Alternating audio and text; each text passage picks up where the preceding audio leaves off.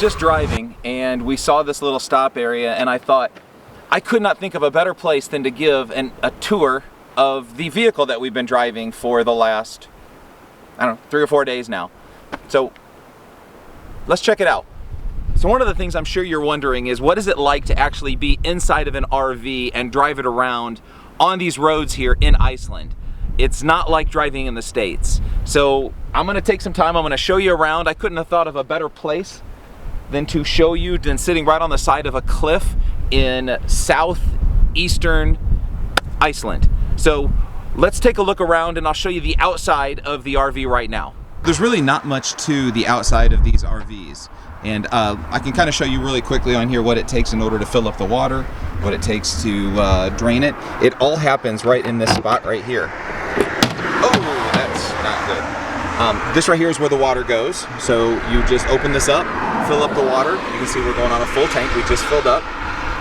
Right here's where the electrical goes, so pop it in. Honestly, we have not needed electrical, and the cool thing is that you're gonna get into some of the better places if you don't need it. So like last night, you saw where we were camping.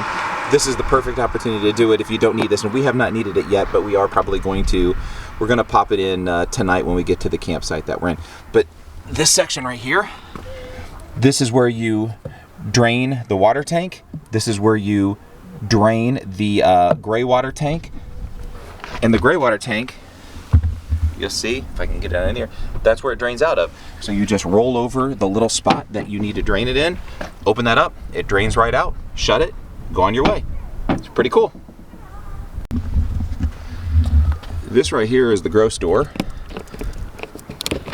So you'll see that is the cassette that's in there. I'm not gonna take that out right now, we'll do that later. And honestly, you probably don't wanna see it, but that's where the business happens. See, we got nothing on the back side, no backup camera, which isn't the easiest. Got a pretty good storage area in here. You can see ours came with 3 chairs, pretty cool table that I've never seen that designed for. Came with 2 blocks so we can bring it up, and plenty of other storage that we have here so we can kind of keep our luggage and bags and everything else underneath this compartment. But you know, if you bring a small child, they can probably put a nice bed in there at night. This is the LP area. It comes with 2 tanks. We've only had about half of a tank. They said you can shake it and see where the gas is still at. I don't see it, but we have 2 tanks in here. We've only gone through half of one, and it hasn't really even been that cold if you're coming in July. I mean, I'd love to tell you there's a lot more to this, but that's it. This is the easiest camping we've ever done compared to riding around in Fritter, which is our Class A RV back in the States. This is a really easy vehicle to drive. Oh, the other thing too is, this is where the gas is. So it's diesel, open the door, pop it out. Gas is a completely another video because that was probably one of the more difficult things to figure out. Enough of the RV business, let's check out this view.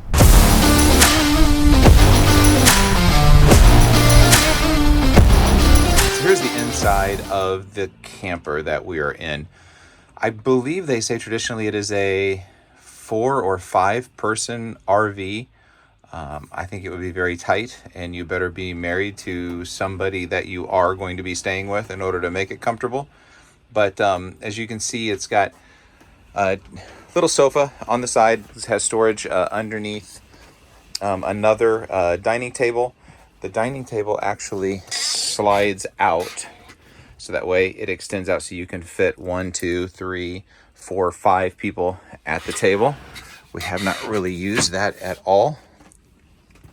The both of the chairs actually come back, which adds a lot of extra room, so it pretty much turns your entire cab into seating space. And honestly, these chairs are very comfortable. So this is where Arliss and I have spent most of our time, either eating or being on the computer or watching a show.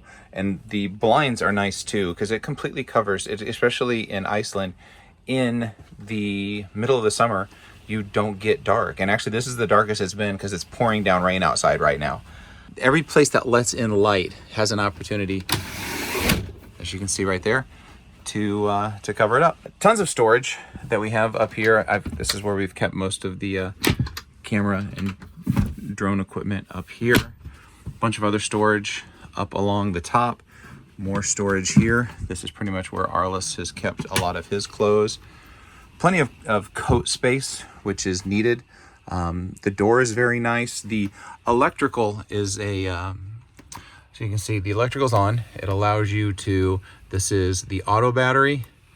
This is the house battery. This is the power. It shows that it is hooked up to shore power. That water is on. This is the tank, so it shows that we have fresh water at 50%, and it shows that we're only 20% full for our gray tank. This is the heat.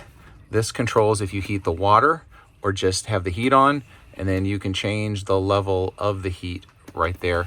That has not worked the greatest, but you know, I guess that's less gas that we've had to use. The refrigerator has been an absolute pain. But you can see, to get it open, you have to push first and then open. You can see we're towards the end of our stay, so most of the food is pretty much on its way out.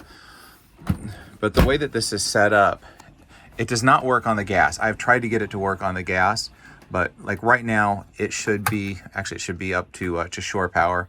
When we're driving, you put it to battery. When you have on electric, you go ahead and put it over to gas.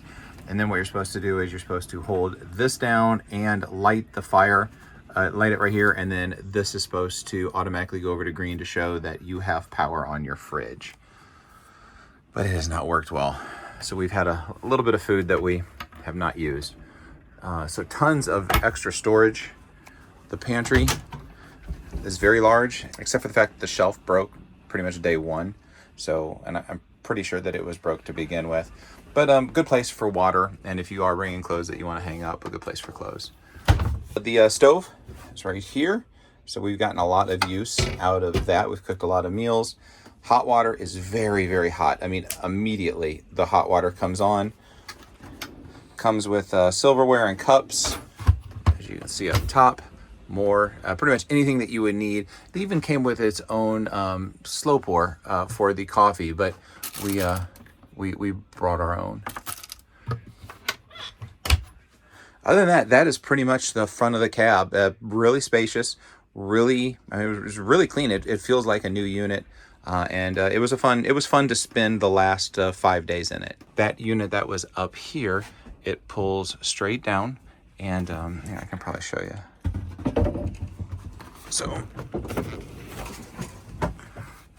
So it unsnaps in that unit. You just bring it straight down